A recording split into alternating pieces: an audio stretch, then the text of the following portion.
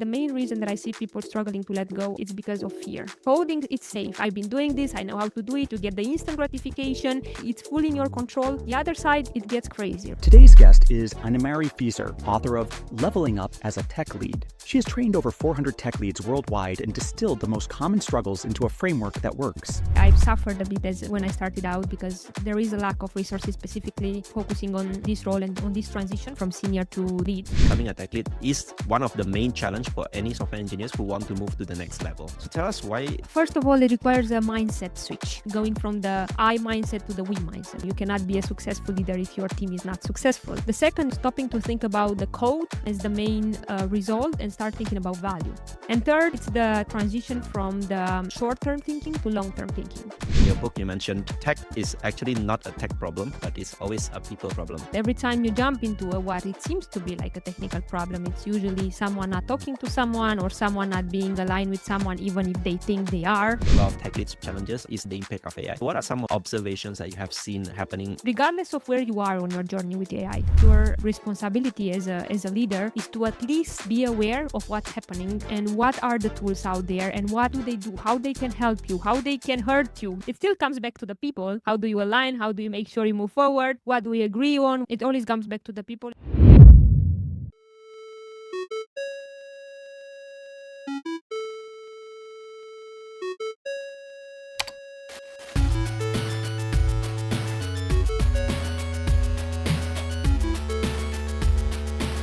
Hey, quick pause. My goal with Tech Lead Journal is simple.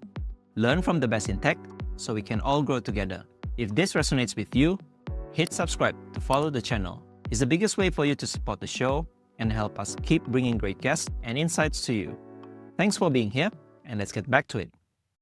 Hello everyone, welcome back to another new episode of the Tech Lead Journal podcast. Today I have with me Anemari Fiser. So today we are going to talk about her new book, which is about tech lead, leveling up as a tech lead. In my memory, I haven't covered this topic since Patqua came so long time ago. I think it's quite refreshing to have another topic about tech lead in this episode, and also another book that you all can refer to whenever you want to find out about how a good tech lead should be. So Anemari, welcome to the show. Really looking forward for our conversation. Thank you so much for the invite, Henry. Really a pleasure to be here today. Yeah, so Anemari, let's start with this topic itself that I mentioned, right? So we haven't been hearing a lot of resources lately about tech lead. Of course, AI is kind of like taking over, all the news about tech recently. So maybe in the first place, what motivates you to actually come up with this book? Well, first, my motivation comes from my experience as a tech lead. I have to say I've suffered a bit when I started out because there is a lack of resources specifically focusing on this role and on this transition from senior to lead. And so, yeah, that was the first motivation. And second, since then, in the past 4 years, I've worked with different companies and different like people from different culture, from different environments that are in the tech lead role. I think I reach over 400 people now that I've worked with, training them on leadership skills. And I've seen that the daily struggles that I felt some years ago when I started are still active and they are still repeated. And now with AI, I think they are even more strong. They have even a bigger impact on people.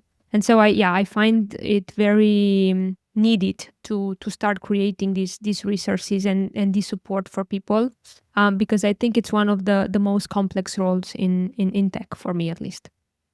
Oh, very interesting. So many authors actually wrote a book simply because of they want to cover their own journey, right? So I think thanks for writing and sharing your journey with us.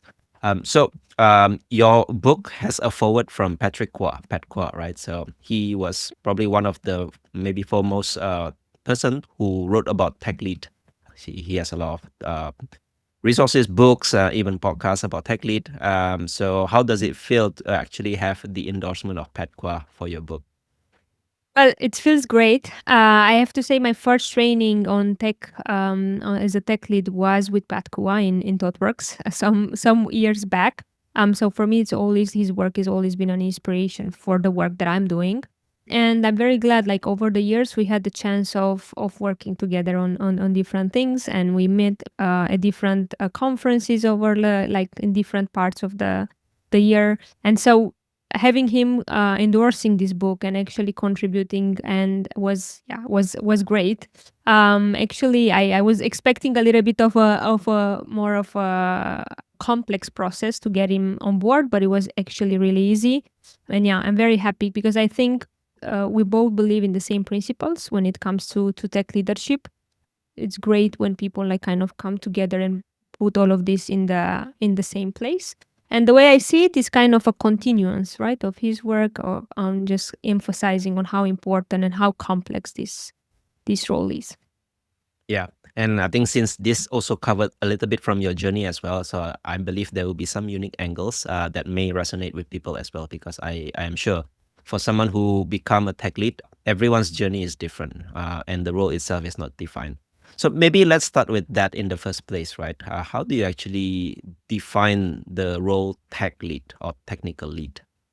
Well, actually was one of the hardest things to, one of the hardest chapter in my book to define this because depending on who you ask, you get different definitions, and I actually got to go through them all in all of the books that you mentioned. Like people have tried to define it. For me, the tech lead is a software engineer responsible for leading a technical team and accountable for the technical outcomes and results of that team. And I think this kind of captures all of these different nuances that I've seen in the definition. And yeah, it kind of gives justice to the complexity of the role. Yeah, so just to capture some of the emphasis you made, so it's like the leading and be accountable of the technical aspects of a team. And maybe just a little bit of tangential here, because people always would love to understand the tech lead role and engineering manager role, right? So how do Mhm. you see the engineering manager role? Well, so again, this is where things get complicated because depending on who you're talking to, you get different definitions. So in my experience, there are times when these roles are exactly the same in different companies.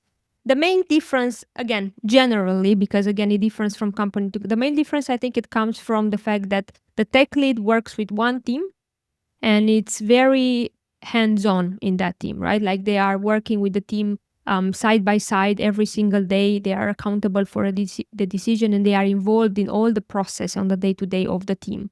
The engineering manager, for me, it's at the next stage where they are maybe managing multiple teams, or if it's just one team, they have like a higher influence, or they have access to like another level of stakeholders, and they might also be responsible for more strategic work than the tech lead. So this is my experience when you have both the tech lead. I've seen all of these different kind of scenarios where you have both the tech lead and the engineering manager in the team.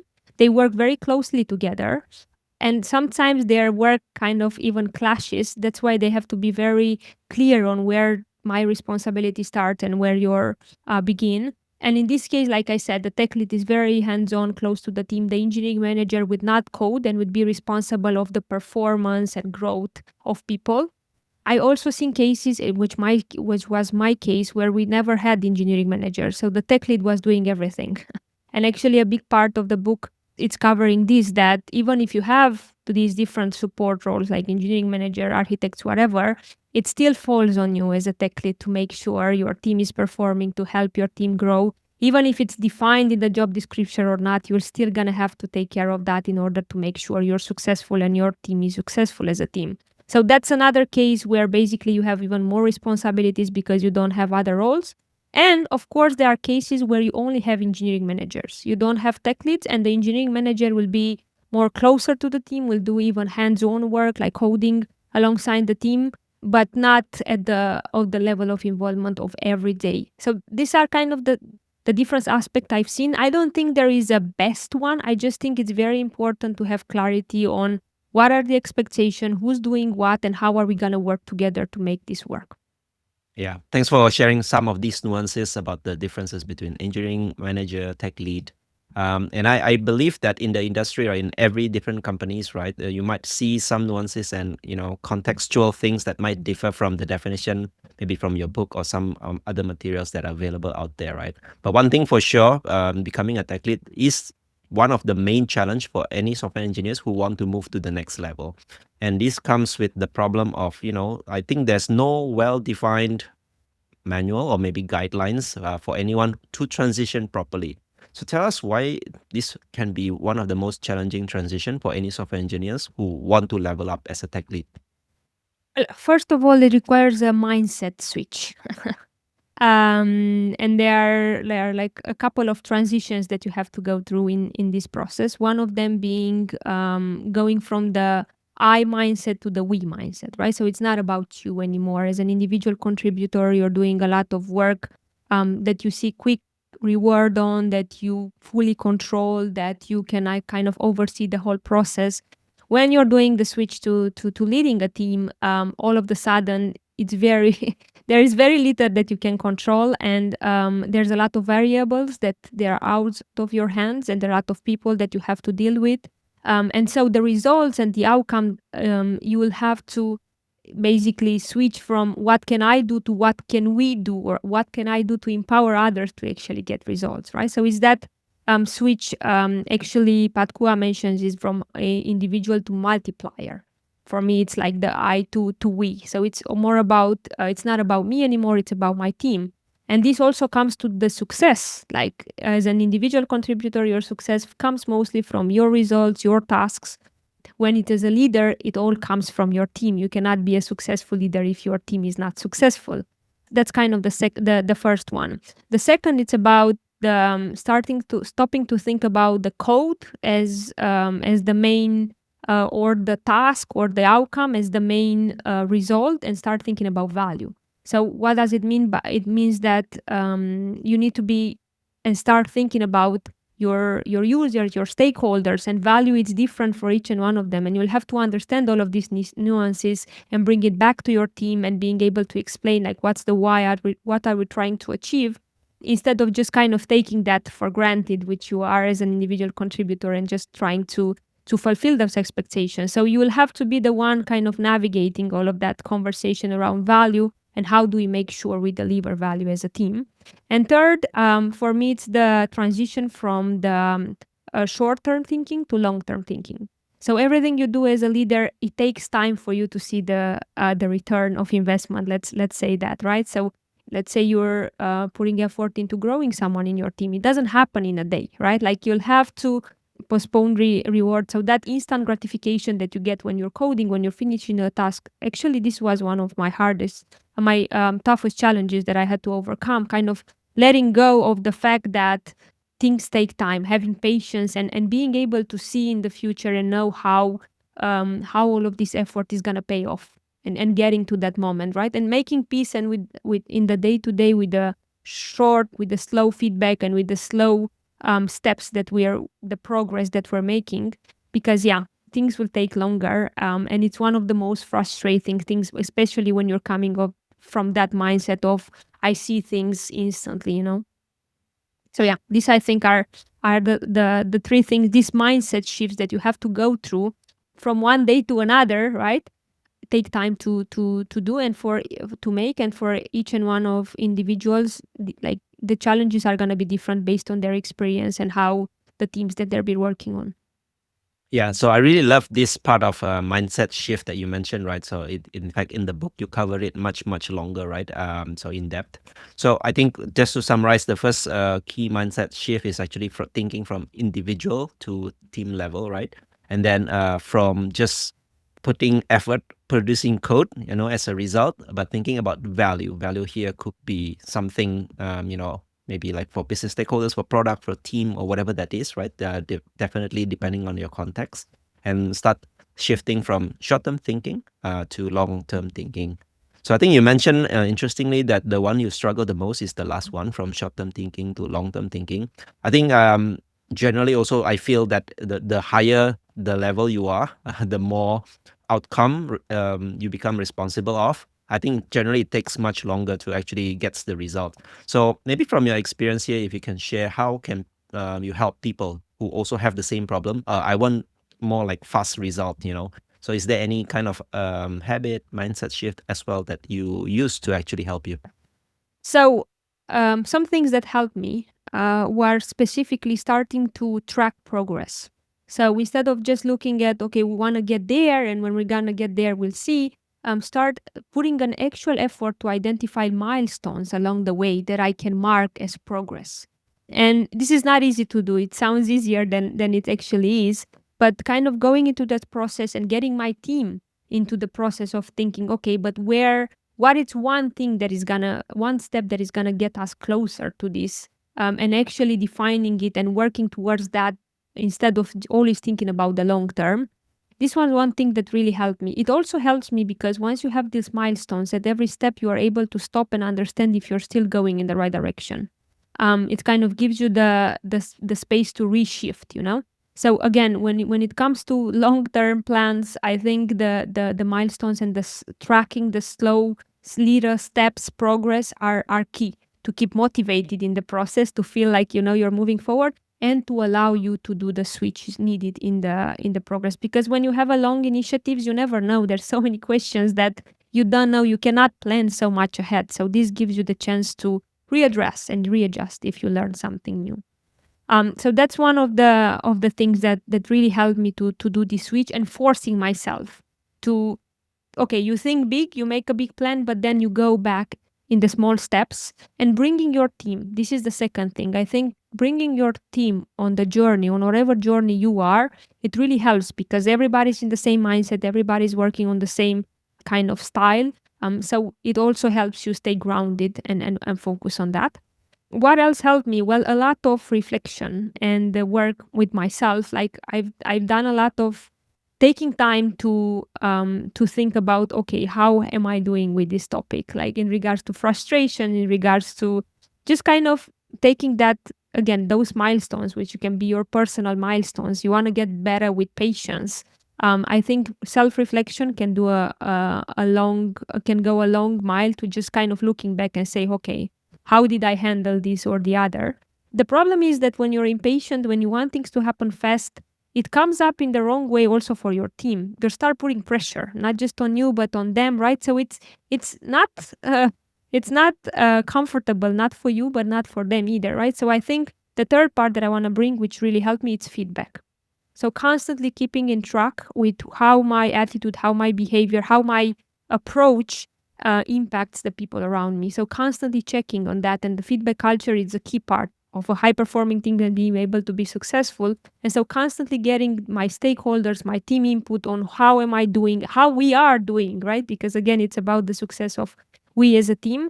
Kept me in check that, okay, I'm on the right track. Even if I don't see it, even if it's not clear, we are definitely doing something right. So yeah, these are the three things that constantly help me to let go of the need of getting instant results.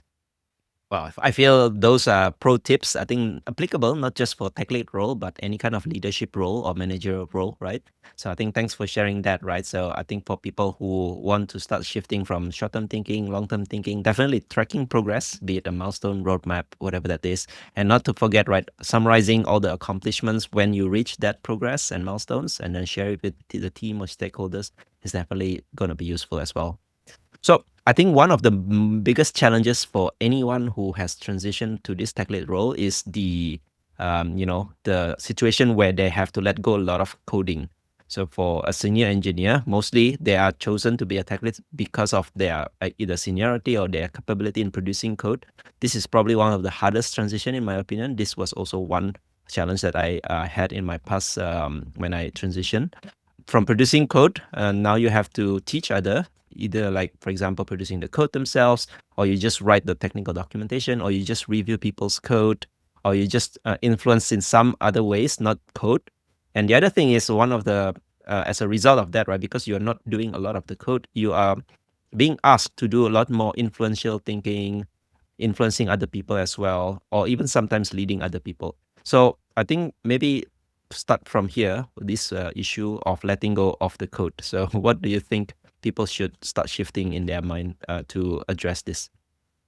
So first, just a disclaimer, didn't really struggle with this problem myself because I always this was one of the things defining for me early in my career in tech. I realized I'm way more driven by the group results and team results instead of my results. So I always focused on okay, can we do it better? How just I was always more into that space. So coding or letting go of coding for me wasn't such a big problem. But coming back to what you're saying, definitely stands. And I do work with people every day, and I see this as a very big challenge. Like people that are very comfortable in the coding, they like it, they enjoy it, and now they are pushed to go to the next level or they want to go to the next level, whatever the reason, and they really struggle to let go of that part. So I do agree with you; it's a very big challenge, and I see people that I work with navigating every single day. So I can tell you some things that I see helps them. First, I think it's about getting very clear why are you doing the transition, right? So the reason that I'm saying this is because it you're putting yourself through this process. Why? Is it because someone is pushing you? Is it because you want to get some of the benefits of being a leader? Is it because there's a part of your work that it's not so interesting or like satisfying anymore? Like getting back to your why. Why are you doing the transition? Why is this a challenge? Can really give you some answers, on what's the friction there. Second, it's important to understand exactly like even if when you're jumping in the lead position, like how would you like your day to look like how much coding you have to make peace with the fact that you'll have to let go of that coding. It's just a fact, right? Like you can ignore it. It's just like if you want to be successful, you're gonna have to do that transition. So the question comes to what are you willing to let go of? So kind of making with some people, I put some definition. Like, for example, I expect to code 30% of the time or 50% they have these kind of expectations. And then you can create a process where that can happen. Like you can block time in your calendar. Some people do the pairing. Like there are different strategies that you can make sure to get close to that percentage, but it's all about testing.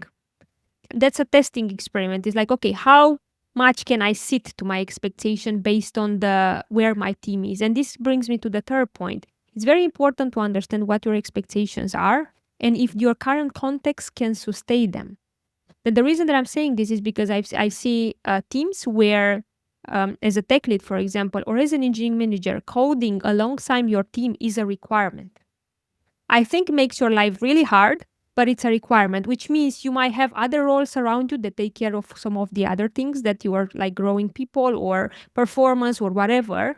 That can be like you have staff engineers or whatever. Like that's one thing. It can help you take the load and then you can focus more on the coding. So it's a different context in which you're in, which is very different than when you're the single person that has to lead the team. You have no support around. Then you will have to realize that you're not going to be able to do both effectively. So the reason that I'm saying this is because you can make a decision, which is maybe I need to change context, the context in which I want to lead, because I want to stay closer to the code. So I want to be and they are all of this, like all of these scenarios, I see them every single day from one company to one company, they differ. But there is a reality. If you want to be successful, at least in the tech lead, at least for a period, you're going to have to make peace with the fact there's going to be less coding. And it's also the thing of understanding that there are periods.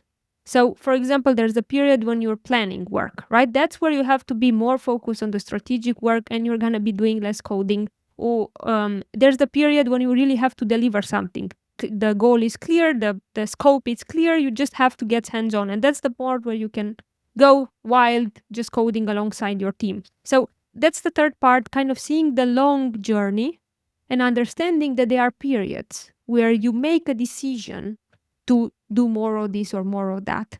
And third, it's like you can also find different ways to stay close to tech, to the code, which is not necessarily the coding part, right? And this means unblocking people, finding problems, coaching them to a problem. I find people find that very rewarding. So they doesn't solve the problem, but just working alongside with someone, pairing, helping them go through the process, it's very satisfying and it still gives that feeling. And I do have to say that the main reason that I see people struggling to let go of that is because of fear. This is the part where they feel this is where they feel comfortable. coding, it's safe. I've been doing this. I know how to do it. You get the instant gratification. You get, it's fully in your control. The other side, it gets crazy, right? That's where you have to deal with people and with stakeholders and with pressure and with people like unalignment and miscommunication. And it's hard to go there. So the reason most people hold back it's because they don't like it. So then the question comes back to what I told you. Okay, then why are you doing it? Why are you trying to gain out of it? And if you really want to do it because of other reasons, then you'll have to pay the price. But this clarity I've seen making complete changes for people's perspectives and their decision, because at the end of the day it's about people want to feel like they have a choice, and getting clarity on your why gives you the space to make that choice intentionally and not just feeling like someone is taking something from you and it's you deciding for that or for the other. So yeah, it's just an exchange. It's not giving up on something. So yeah, that really helps. Hopefully this answers your question. Yeah, definitely. I think it's much clear now, the clarity that you just gave, right? Especially for people who transition into this tech lead role. Always get this clarity when the first time you're doing it, right? So I think getting the why is definitely very important. So this is nothing technical at all, right? So this is about yourself. Trying to understand why you are taking up this responsibility to be a tech lead role. And I think the fear is definitely in anyone's mind whenever they transition to something new, right? So because before there was a lot of comfort zone, right? Where you are, you're good at what you're doing, and then having to transition to a new role, definitely there are a lot of question marks, right? Especially if something that deals a lot with non-technical problem. Which brings me to a new segue, right? So in your book, you mentioned tech is actually not a tech problem, but it's always a people problem. So I believe every tech practitioners who have gone through their tech careers for a long time would understand this because sooner or later you'll realize, oh, this is clearly just a lot of people's problem to solve, not the tech problem. So tell us the importance of this mindset as well, and what can we do to actually shift this mindset?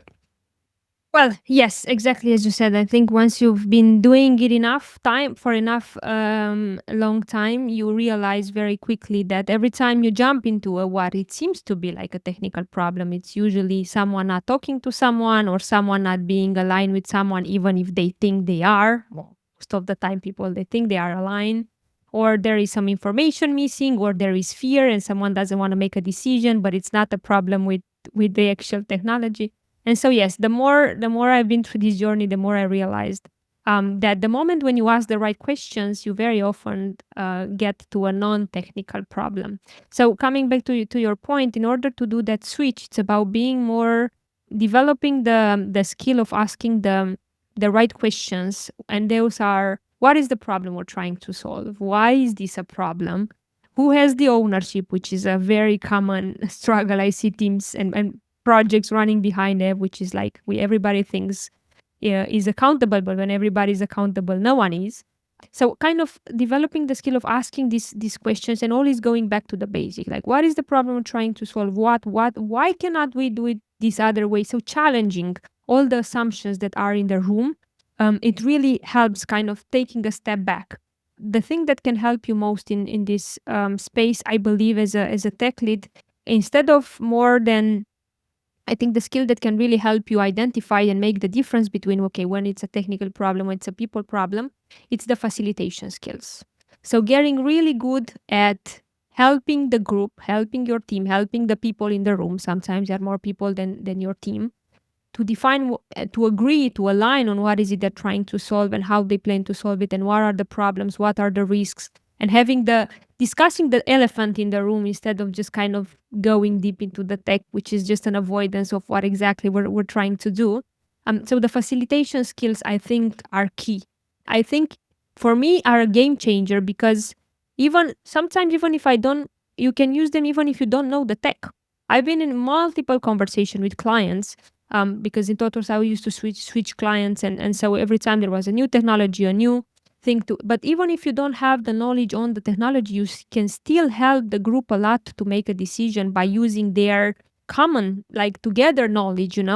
on that, just kind of driving the conversation and helping them define, okay, what are we trying to achieve, going back to the goal and navigating the discussion, stopping when people derail. So this can really help to improve this skill, and your team will greatly appreciate it. Like it's a really tough skill to develop. I know myself because I work really hard in developing it, but I believe it worth every minute you're putting into it. Yeah, so I think the sooner you realize, right, most of the tech problems are not really tech problems, right? They are all people problem or organizational problem or even cultural problem, right? So I think start by finding the right questions and to ask, right? Be it in the discussion meeting setup or even like with the stakeholders, right? So sometimes there are some challenges that you have to deal with, which are non-technical problems. So I think thanks for highlighting that, and I think yeah, I would agree. Facilitation is one of the crucial skills, especially when you have to kind of like be the middleman, right? You have stakeholders on one side, but a tech team on the other side. You always have to bridge the misunderstanding, the gap between those two things. And yeah, definitely, if you are a good facilitator, you can kind of like iron out a lot of issues, be the communication problem or the direction or alignment problems, right? Which brings me to the next question that I want to ask you, which are more tactical. So I believe there are some skill sets which are very, very important when someone transition to this role. So I think you mentioned about facilitation skill, right? So the other one that I find really, really challenging is actually about delegating. We discussed just now, right, about not producing code anymore, but actually you ask somebody else to produce the code for the team. So delegation is definitely one aspect, and being accountable of the technical deliverable of the team. So tell us maybe the pro tips here. How should one delegate better as a tech lead? Yeah, this is very fresh in memory. I just had a session this morning on delegation with the tech leads group. So the key secrets for effective delegation, it's first setting the clear expectations. Like when you are delegating someone, once you have the topic in mind, once you have the person in mind that you want to delegate to, it's about setting clear expectation. And this is the part that most people struggle with. What is it that you want? What is the outcome? What do we expect? And people think they know, but once you start asking, it's like maybe this and maybe that. But what? If you choose one thing, what are you trying to achieve? And they're like, I want the task to be done. What does that mean? Because your definition of done and my definition of done can be very different things. So, and this is actually one of the main fears tech leads have when delegating. The outcome on when giving it to someone else is not going to be what the outcome would be if they do it, right? And that usually happens because the expectations were not clear from the beginning. So what is it? What does done means? What do we expect from them? What do we expect the outcome to be? By when? Like having some sort of time bound. I like to use the SMART framework to apply to the delegation. I find it very effective when I do this exercise with people, like kind of defining, okay, the what is the goal, the specific, the measurable, like having some metrics around it, actionable, relevant, and the key part is what I add to it is the trackable, and this is the part that people miss. So the trackable means you have a way of tracking progress. So when you are defining, okay, we're gonna work on this for, let's say, in a month, we have to have this ready. How are you gonna check in? How often? And setting that from the beginning removes a lot the pressure from you to having to go, oh, being worried and thinking what they are doing. Imagine you have from the beginning, you say, okay, every week we have a check in on this topic and see where we are. More than that, let's have a board where all the work, whatever that you're doing, we track it there. The whole team has access to it, there's no fear of missing out in there because you can easily see.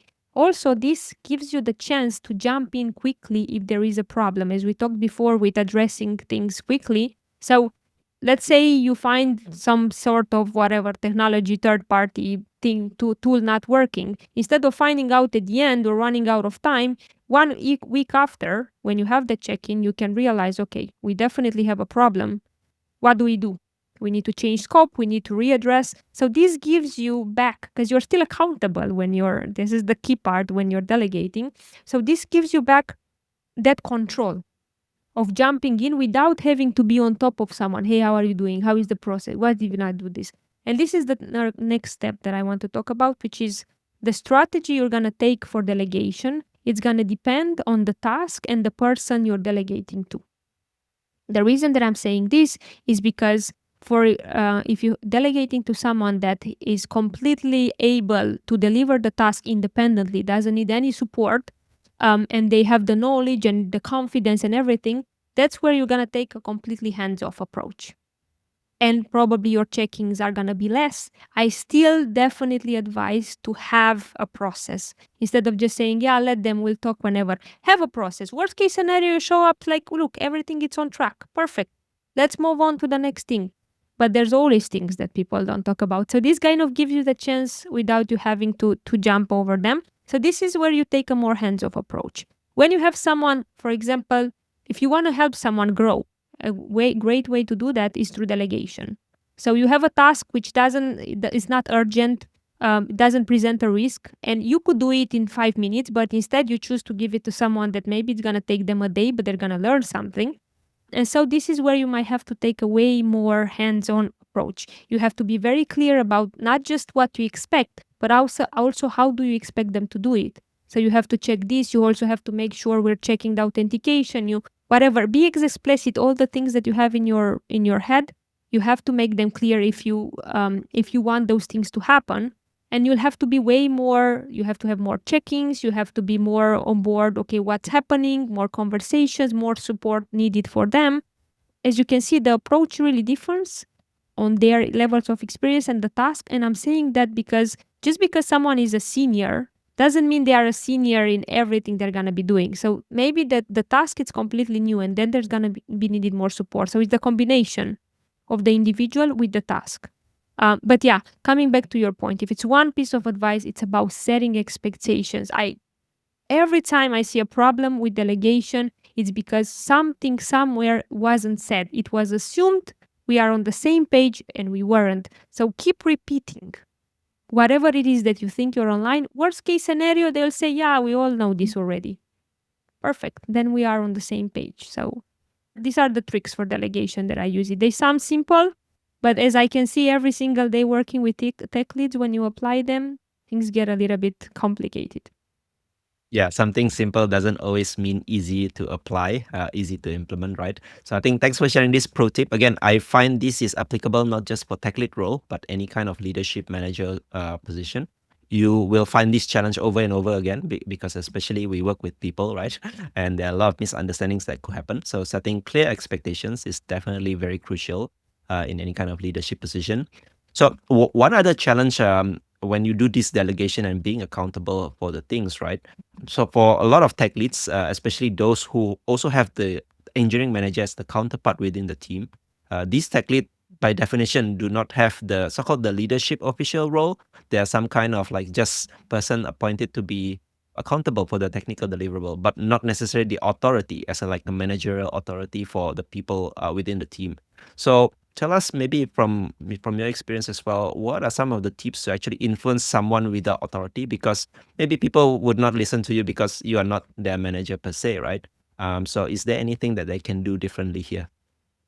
Yes. So there's definitely things that you can do to lead without the official authority. And there come back to the things that I already mentioned. One of them being facilitation, having great skills and bringing people together and reaching a certain goal, even if without using kind of your power, right? This is a great thing because you can get all the inputs, all the information, and you can create together, right? So that's one part. Second, it's the setting of the clear expectations also apply here.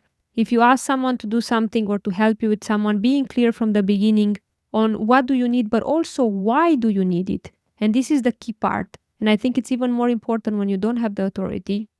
It just kind of can make that extra shift, which is the why I need this, on what is the impact of this being done or not being done. So kind of showing people the full picture can really make that switch. So even vulnerability, it's a great skill here. Like sometimes I go to people and I say, if this doesn't get done by today, I'm gonna be in big trouble.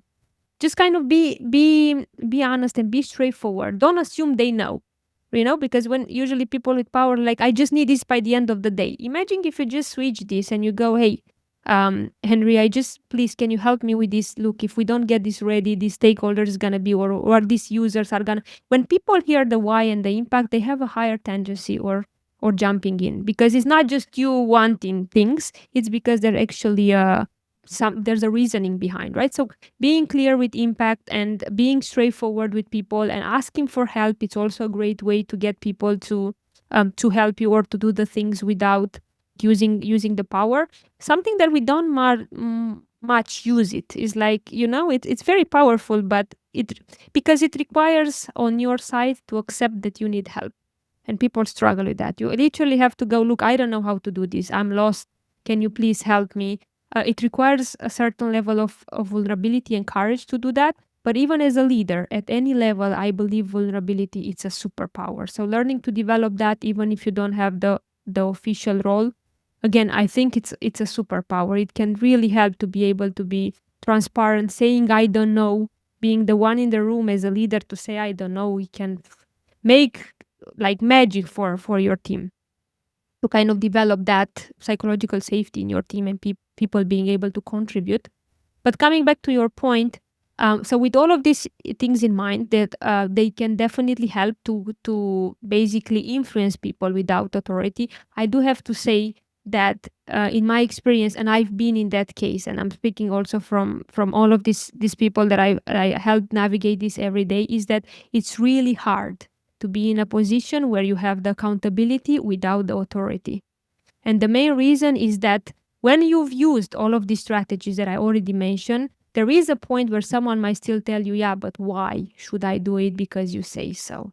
And that's the point. Like, there is an extreme where the only thing you can use is authority. Like, we need to do this, their expectations. The setting of expectations from your role, that you cannot do if you don't have the authority. So I just want to emphasize that people that I think it's unfair to put someone in that position. I've been there. It's really hard because it makes your life 10 times harder.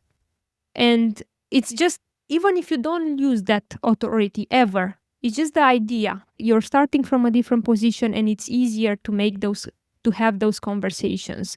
And as long, of course, as you keep yourself in check and don't use that as a tool, because either way, even if you're in the position and you use it as a tool, it's gonna burst in your face. It doesn't go for very long to use that authority. But I do have to say, if it's possible and you are in that position, make it visible. Like, if you're already doing the work, right? Why not make it public? I never got this. And when I ask people and they go back to their manager and they say they're struggling, the reason that I'm saying it's hard. It's way harder. And it's very different because the case that you describe, it's not you are in your team and you're trying like a team member and you're trying to influence your team. And if we get there, fine. But if not, then the manager comes in and whatever. This is you describing that I am accountable for all of these things. So it's like kind of having the tech lead role in the shadow, which is very different. This is management not wanted to take the ownership of making the decision. This is as simple as it is, because you already have one. You just don't want to make it public because you think, they can do the job and it's just easier for everyone. Until they burn out and they leave, which is usually happens with these people. It can only last for so long. So yeah, it's very different the position where you're in, but the tools can still be used. Yeah, I I find had to that put it's always that very important part.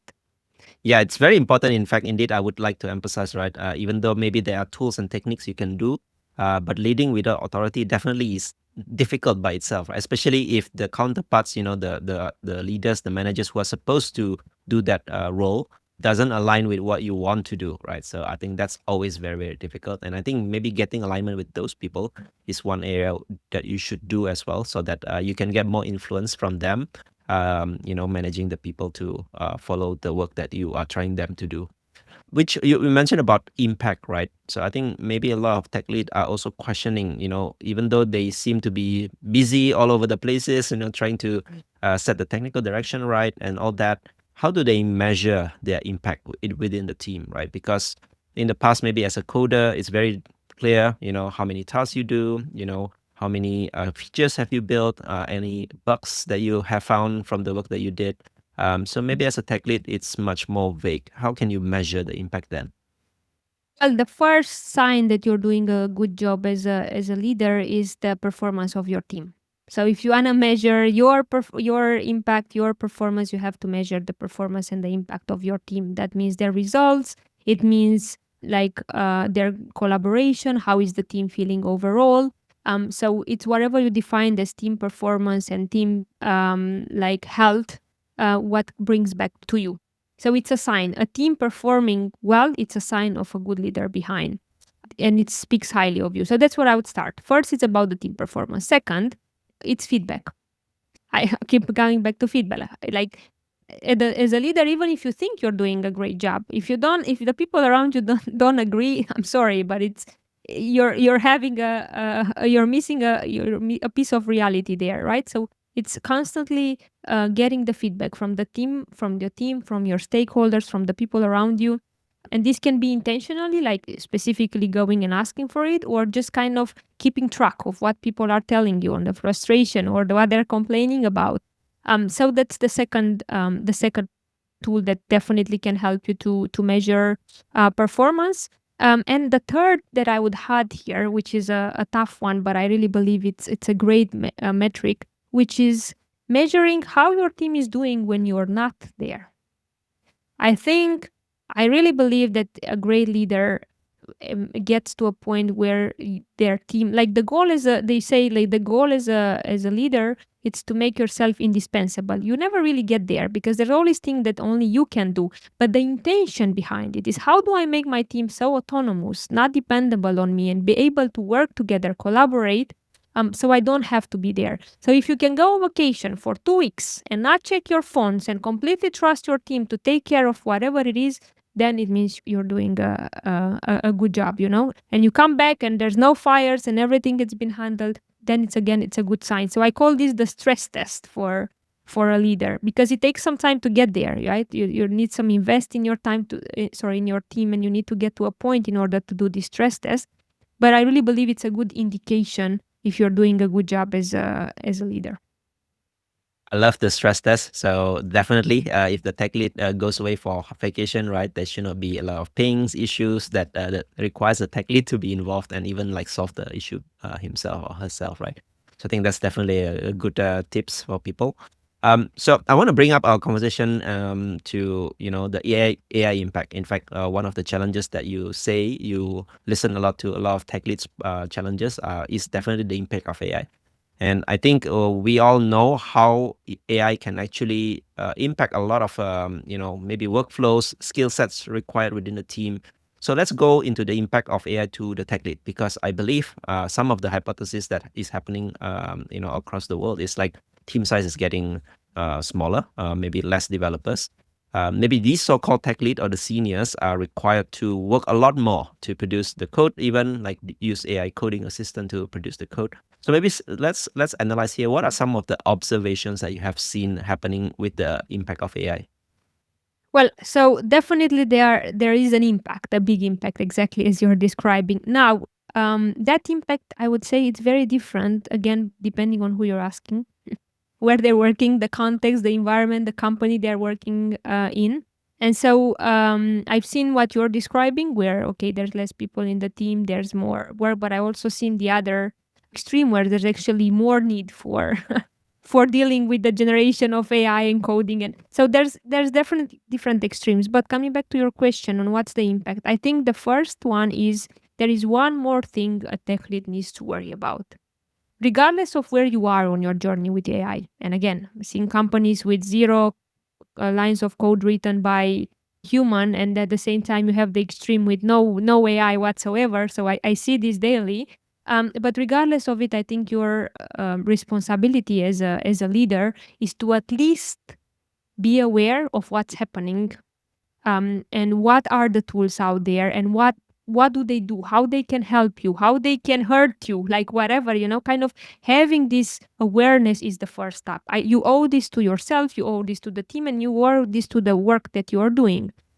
So that's the first thing. It's kind of another thing that you have to be aware of, that it doesn't necessarily directly impact your work, because it's not like one day you come, okay, now we use AI, but it's definitely something you need to be aware. So that's the first step, kind of understanding exactly what is it out there, where you are, what we can do, what can we not do about it. Second is the conversation you need to start having and being involved in at the company level, because there's going to be decision being made, and sometimes the decision move faster than you being able to catch up with them. So whatever your management team, whatever decides, you're going to have to bring that back to the team and explain and get them on board, and you getting on board with them at the same step, exactly as you said, and adapt to that.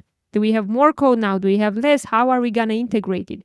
I believe the secret is to be, again, be vulnerable with your team, be honest about what you know and what you don't. Admit that this is a journey for everyone. I know some people look like they might know more than others, or they say, but at the end of the day, we're in an exploration phase still, right? So every team is trying to and every leader is trying to understand how to integrate it smoothly. It's about being straightforward to your team and say, this is where you are, this is what we need to do, or this is what we would like to do. How do we do it together? Uh, I've I've seen this over and over on how it really makes it easier for you and for your team to start integrating these processes in a safe way, right? So you can decide together where you want to go. You can have experimentation, as long as you always keep in mind the overall context. This is very important, where your company is and what's your area of business. Or you cannot start injecting agents if you have, I don't know, a very legal space, right? So yes, it comes back to your responsibility and your adaptation to the market and to the company's needs. And constantly, this is even more important, as you said, as we maybe have tools that generate some part of the work. Then, okay, there are other problems. Every time you solve a problem, you create others. So how is your team gonna adapt to that? And how are we gonna work together without ignoring the benefits of the pain of the process? So yes, that's how I think it changes. In regards to the other aspects that you mentioned, okay, are the tech leads now just gonna have an army of agents, whatever? To be honest, I don't know. I haven't seen that yet. Still, yet. Sorry, just I think that's some of the things that we have to be curious and constantly aware of, and seeing what's happening and see where we get. But I do believe in the power of adaptability of people. So I think if it's one thing that, and especially software engineers, we've been adapting, tools have been changing forever. As long as we have that openness in order to constantly adapt and to integrate people in the process, I think we're gonna be fine. Right. So definitely, yeah, adding more awareness about AI within the team, right? Especially if you are, responsible for technical direction of the team. Definitely, you should be checking out, the latest and greatest about AI, which tools that can be introduced to the team, and if you are using AI itself, what are the impact, right? It could be some technical impact, maybe the amount of quality that gets produced by the team. Or it could be the AI risk, right? We have so many security issues that are in the news, right? So definitely tech lead should be aware of those things and help the team to actually also level up their capability. So one aspect of AI is definitely, for any tech lead, we can always get seduced to use this AI to come back to, being more hands-on. And I believe, right, this is, to me personally, it can be a great seduction that you simply forgot the other responsibility that you have. So maybe, is it a good thing for a tech lead now to get more hands-on by leveraging on AI tools? Or is this something that has to be cautiously done in your view? In my view, I think it needs to be cautiously done. And the reason that I'm saying this is because, first, you're doing a big change in the process. This is the same as I see it when you all of a sudden have engineering manager that are not integrated in your process day to day, and they come and they just make a random PR and say accepted, and then the team is like, but yeah, how does this no, just take it. I feel like kind of the same process. You all of a sudden is like, okay, I'm gonna do this. So what I'm trying to say by caution is, I think you have to make sure your team is on board with whatever it is that you're trying and you are doing. So if that's part of it, you want to be, I don't know, trying out something, whatever, just make sure you fully integrate it in the process of your team. Because if all of a sudden you have AI generated code overnight and your team doesn't know what to do it, and I see this. I've seen people doing this. I've seen head of engineering send this PR overnight and saying, I have solved your bug in 2 hours. And people are like, but why do I do this? Because there are no bugs. Who solves this pipeline that is not working? So the reason that I'm saying is that if you you don't want chaos, especially when you're leading a team, you need to make sure you keep them on the journey with you, whatever it is that you're trying. Now, you can also do small things like experiments. Some teams do this Friday tryout day, right? They have this thing, they have some tokens, and they try things out, and then it's up for everyone. And then again, but it's you and the team in the process. But it's very different when you all of the sudden start to do different. Some people are like, I'm gonna show them how easy it is. That's not necessarily the way to bring someone. They're gonna even push more back because you're coming as a I know it all and whatever. They're gonna try to show you you're wrong, and it doesn't lead anywhere. Sorry. So it's just about again bringing the team in the journey in whatever plan you have, as long as you want those results and your results to not be impacted by the outcomes of it. Because as we know, what might seem faster might be slower in the long run. Yeah. So definitely don't break the process simply because now you have this superpower of AI, right? So I think, yeah, I always find leaders who jump into, you know, seemingly their own conclusion of a problem and solve it for the team and, lets the team just accept it without actually reviewing or go through the proper process is something that actually weakens your kind of like leadership because now people don't trust the process. They will just follow you, using your power and hierarchy to actually solve the problem. Sorry, or follow your process and do their own process. Yeah, that's even worse. So for your example, sorry for Yeah. interrupt. No problem. So let's say for the team now who has used a lot of AI, right, for generating code. Now, is it like tech lead's responsibility to be, accountable for, I don't know, code reviews and making sure all these AI generated code are kind of like within the right quality, the right, kind of like acceptable expectations. So tell us also a practical guide here. How should a tech lead do? Because I'm sure teams who get use AI these days will get a lot of more output, churning out code really fast, right? I mean, the tech lead being accountable for whatever it's delivered as a team, it's still a thing, regardless if it's coming from AI or from all of the sudden you have 100 people generating code. Like the problem stays the same. Nothing changes in the accountability. You cannot say, well, it's the AI. I don't know what the hell they did there because it's not working, right? So it's still on you. That doesn't change. Now, how you deal with it because you all of the sudden have less, like you said, you have more outcome. First, I'm not a fan of the tech lead reviewing every PR, even in before the AI, right? I don't think the tech lead needs to put their take and their mark on everything. I think that's a very red sign of being a blocker and a blocker for your team, and it doesn't help anyone. And you don't want to be there, right? So if you're talking about the delegation and that process and collaboration, this goes against it. So every reviewing every PR, it for me was never a thing even before the AI. Now, yes, there are more risks, right? This is what we're talking about. There are more risks now because there's more no controllable. Even though I've seen this post the other day from someone that I follow on LinkedIn, and he was saying like, but even before, like we had so much code, like most of the code that we work with is code that we didn't wrote every single day, right? Because most of the work we're doing, it's maintenance or like building on top of something that exists. I mean, come on, how much we are actually inventing from zero these days. So this kind of get me to think, because even if it's like generated by human, it's still a lot of unknown that we're working with daily. So what I'm trying to say, I think it's always been a problem. It's now just more in our face and bigger. So coming back to what some guidelines that I think the same guidelines apply. You need to have a clear definition for what quality means for you. Like, what do you as a team, what are the guidelines that you stand for? And whatever it is that you're using to generate that code, those needs to stand.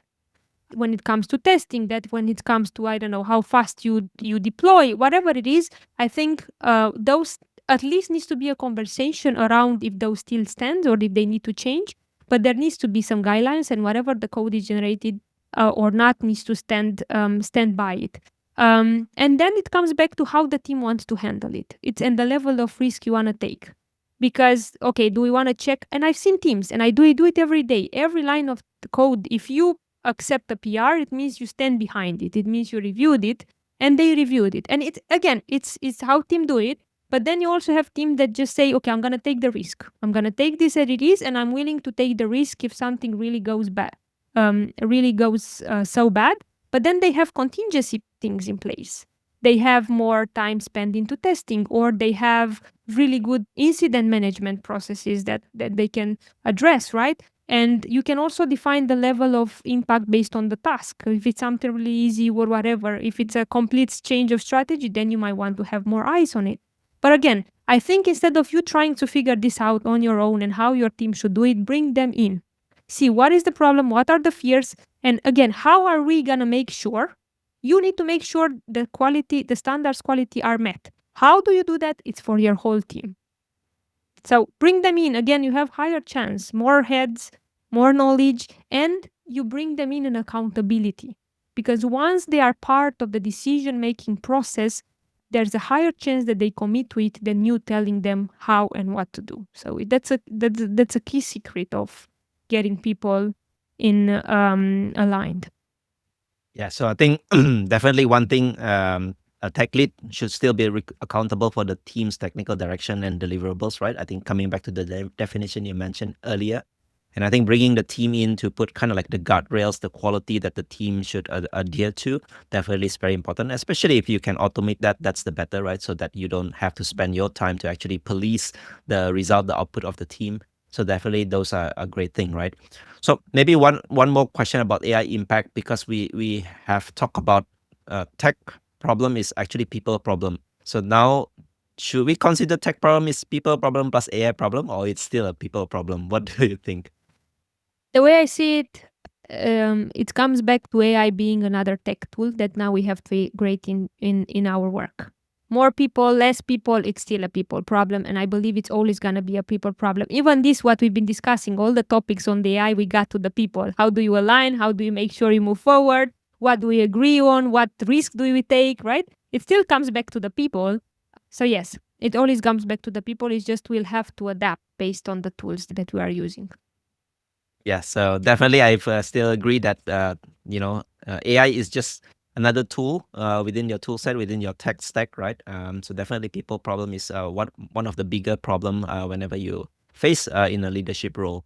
So I think for people who are who transitioning for the tech lead role, do make sure to check out Anemari's book, right? Leveling Up as a Tech Lead, definitely one of the rarest tech lead resource that is available out there.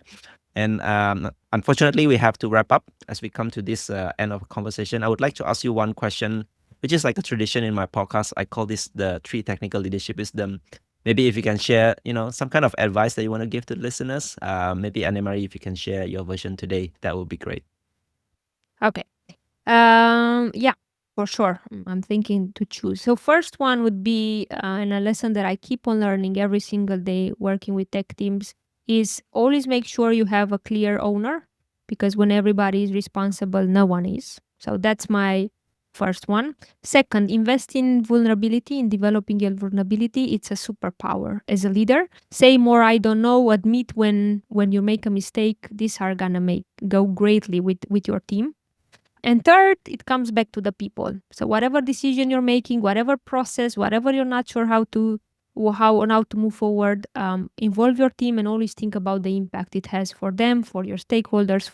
I think this is gonna greatly help you make those better decisions if you consider them in the equation at every step of the every point. Those are Lovely. I the think, three. yeah, those are definitely great advice for people out there. So if people would like to follow you, ask you more questions, maybe about tech lead or maybe other things in general, is there a place where people can find you online? LinkedIn. I'm there all day. Cool. Okay, so I'll put in the show notes definitely. So thank you so much, Anne-Marie, for your time. Thanks for sharing, some pro tips for becoming a great tech lead, especially in these AI days where, seemingly we all don't know how to deal with it. So I think what you shared today is definitely going to be useful for people in their journey to transition, as a good tech lead. So thanks again for your time, Anne-Marie. Thank you so much, Henry, for the invitation. Have a great day.